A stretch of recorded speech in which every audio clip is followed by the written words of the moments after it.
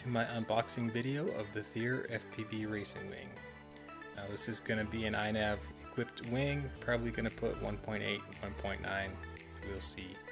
My intention was this wing was to create a low-cost racer that I could run against some of the guys in the Southwest, you know, being that we don't have the big sanctioning bodies and the rules as far as wing size. It's more of a fun fly, bring what you brung type of situation.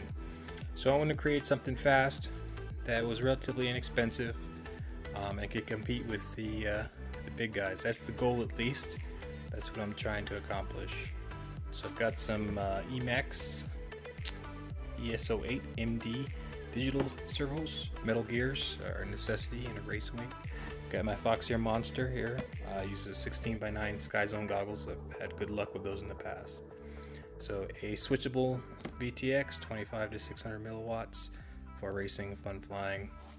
A F4 omnibus board with the BN220 GPS, so I can have the OSD, the current sensing, and stabilization, return to home, trying to push it out farther. A 50 amp ESC, because I do plan on pushing this wing with this T-motor F80 2500 kV.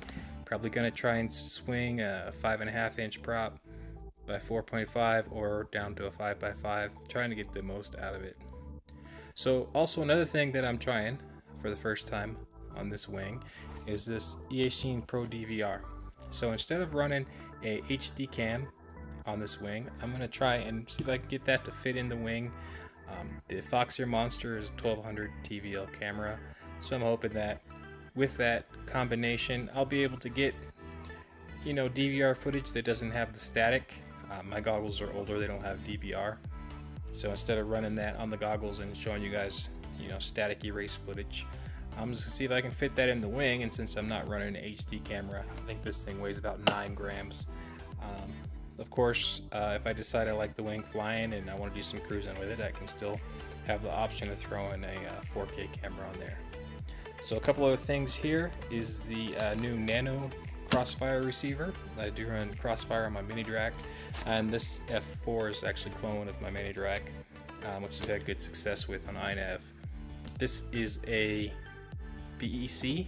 Since this is an opto speed controller, I have the Maytag BEC. I've ran them on lots of planes and had nothing but good luck with them in the past. So before I drag you guys on too long, let's get to the unboxing and see what's in this kit. This is the plug and play kit. They were back ordered on the full race kit, so I thought I would give the plug and play a try. Alright, we're back. So let me get these things out of the way and you can see what's in the box.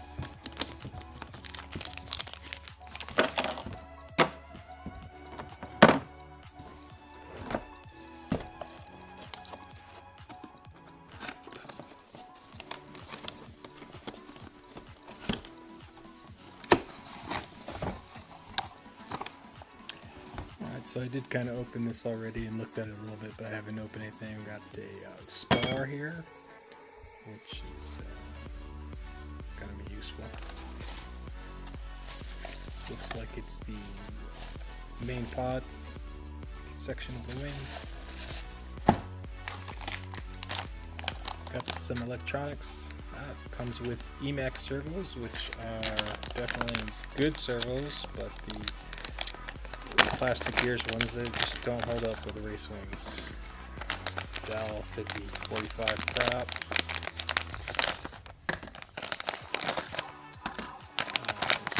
A Dal RC BS25 amp 2 to 4 LiPo ESC. It's a pretty nice ESC. I'll hold on to that for later builds.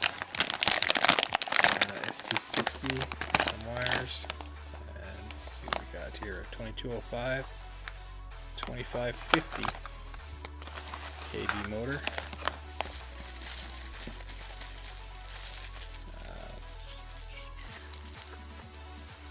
Looks pretty solid.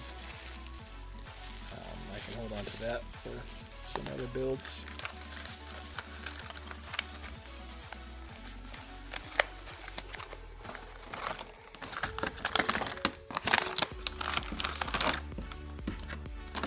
let's get this open.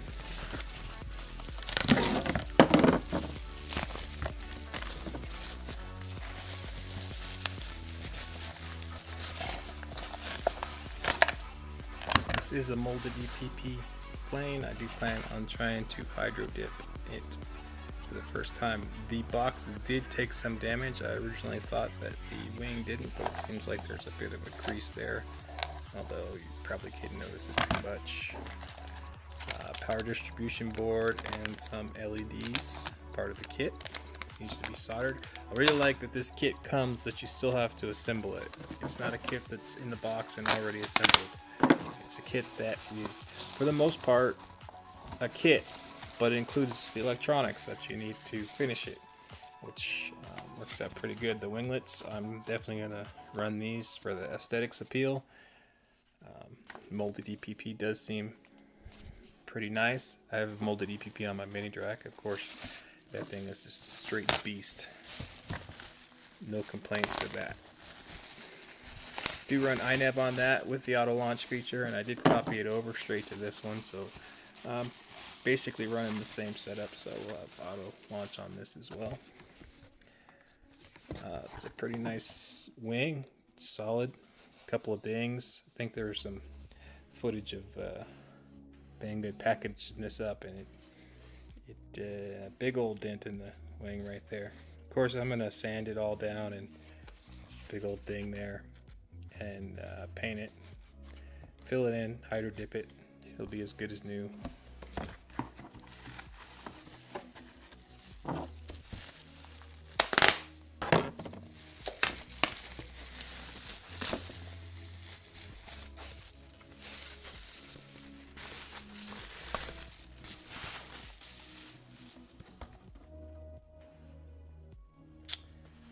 So this one looks like it's in a little better shape than the other ones. It is reinforced. CG mark. I remember seeing those before. What else do we have in here? We have the wood, optional wood winglets. Probably not going to run those. Some linkage rods, of course.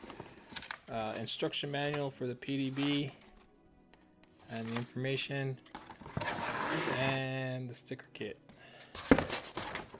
So I'm not going to use that since I'm going to be hydro dipping it. But now we're going to see what she looks like. And there she is a mock-up all together. It's a good size wing, should be nimble and fast. I'm going to try and stick a couple 1300 4S's in it, see if I can really get this thing moving.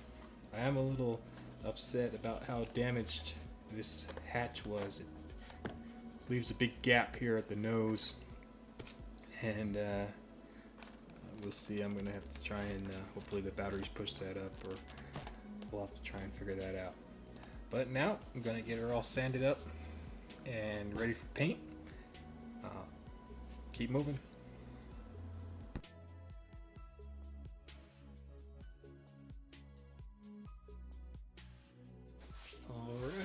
A little bit of sanding, a little bit of spackle, a little bit of masking, and she's ready to paint. Like I said, I'm going to hydro dip this one. It's going to be my first time hydro dipping anything, so it may come out really good, it may come out raggedy. Either way, it shouldn't affect performance. Alright, we're back, and the wing is finished and ready for maiden. This was my first time hydro dipping. I did learn a lot, and I did make a lot of mistakes. Didn't come out perfect, but I feel like it's going to be a little bit of a learning process. So now for the next wing, I can do a better job. It is running this little DVR in here, so I can get some clean DVR footage. It is quite a bit tail heavy without running HD cam in the nose, so I did have to add a bit of weight to the front, especially with the big F80T motor in the back, 2408, which added about 10-12 grams of weight to the back of the plane. It's got iNav in it. I am running 1.8, haven't updated to 1.9 yet. It's got GPS and 600 milliwatt switchable VTX. So tune in for the next video to check out the maiden part 2, and please like and subscribe.